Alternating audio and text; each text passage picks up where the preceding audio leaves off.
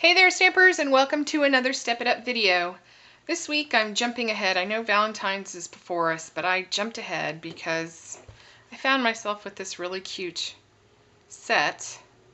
And I don't normally do Easter cards. I mean, last year's set, I think it was Springtime Vintage or something. I had to have that one because I loved the branch. And anyway, so that was my very first Easter set. This is my second, and this sort of just fell into my hands, but I love this.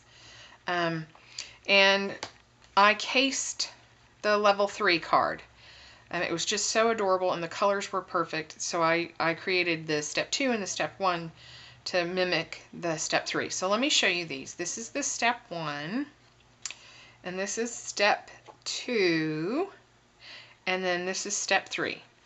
And now, got a lot going on here. I'm going to show you sort of the basics of what I do when I use watercolor paper to create these sort of really vibrant images.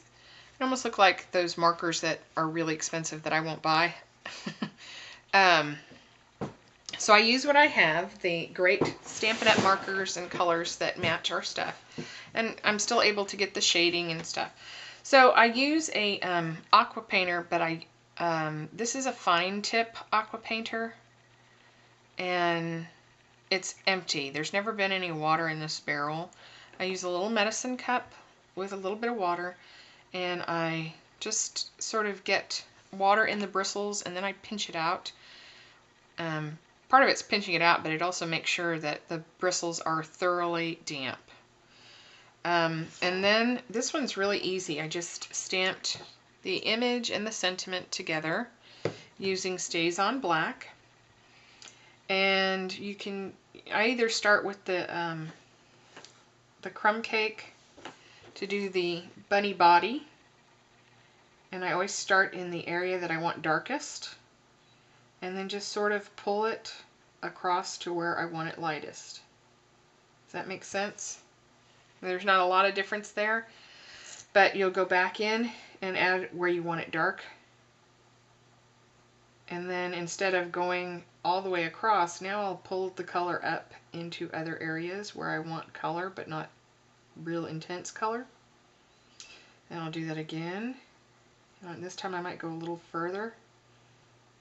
And wherever the artist who designed our stamps has indicated it should be darker, that's where I always go back and add another layer of ink.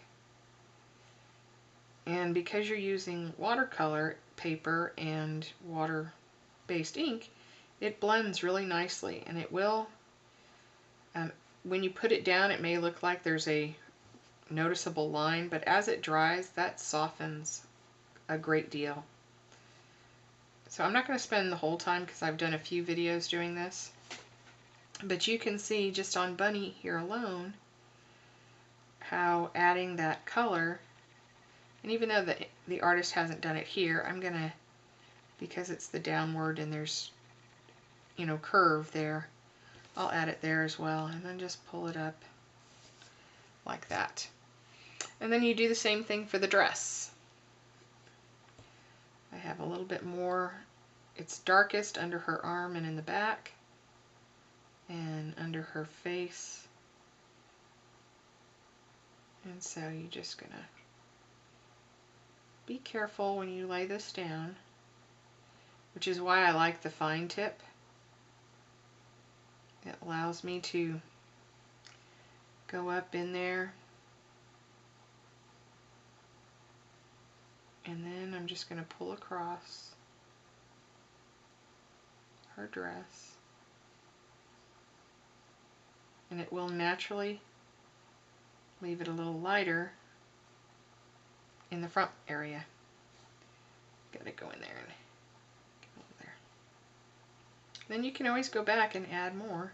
The paper's still wet, so it still will blend beautifully.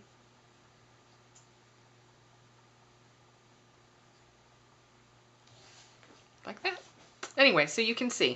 I'm not going to do any more, but that'll give you the idea of how to do that.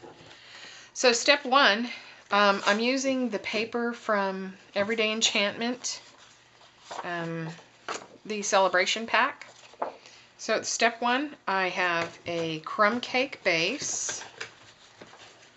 it's here, the crumb cake base, and then a Very Vanilla matte, and then I simply cut this designer series paper slightly smaller than the vanilla matte. Then I took the stamped painted image and used this print as a matte. Now when I did do it, I made sure that that little burst of color was seen around the matte, as you can tell on this one. Took a little work, not a lot, but anyway, and I'll put all the dimensions on there too. So that's all there is to the step 1 card, and I think it's really pretty. I like it. I love my step 1s and step 2s. Step 2, I wanted to mimic this detail in step 3. And you can see it's just a band of cardstock, of designer series paper that is matted with cardstock that has this trim detail. It's sort of really subtle because the image is over it, but I liked how your eye followed it too. So a simple way to do that was to cut 2 pieces. I know I have the other one. Cut 2 pieces of designer series paper. There it is. Just, you know, to make the mat for your card. And then you diagonally cut them. And I actually trimmed a little extra off so that it would be a perfect match. And that's all you do.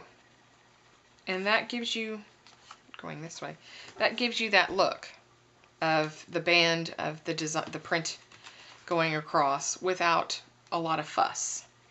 And then on this one, it's just matted in Pool Party, and I used the Pool Party seam binding ribbon across the bottom and popped it up on dimensionals. So that was step 2. Step 3, I used the designer series paper, this one, and cut it as a full mat. Then I embossed it using the square lattice embossing folder. And as I said, I just took a strip of, and this is 1 3/4 inch strip of designer series paper, and then matted it using cardstock, and I trimmed using the scallop edge border punch. And you can see how I did this. I just put this down on my card, and I actually, before I adhered the square lattice designer series paper, I adhered this down and it was overhanging, and then I just put it in my paper cutter and trimmed off the excess so it would be a perfect edge with the designer series paper that's been embossed. Then I took those 2 layers and matted it on the Very Vanilla card stock, which is then mounted to the card base. And I added this Very Vanilla, I did a double bow, and then you know, just put it down below and added these little embellishments. Like I said, this is cased. This is not my original thoughts at all, and I just went ahead and sort of I did the step 2 and the step 1 more to my, but still trying to keep a little of that same feeling. So if you wanted to, you could certainly just add this trim here without having to do the strip, and then you could even emboss this piece and you would still get that same flavor, and easy to add the basic pearls without a lot of work. So this one could easily be done to replicate this one without as much work. And I still like this. I think it's a sweet card just on its own. I love this paper. Anyway, I don't want to take up too much of your time, and I hope you found this helpful, and we'll see you next week. Bye!